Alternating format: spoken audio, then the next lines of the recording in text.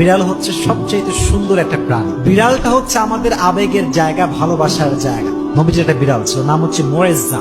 নাম কি? মুয়েজ্জা।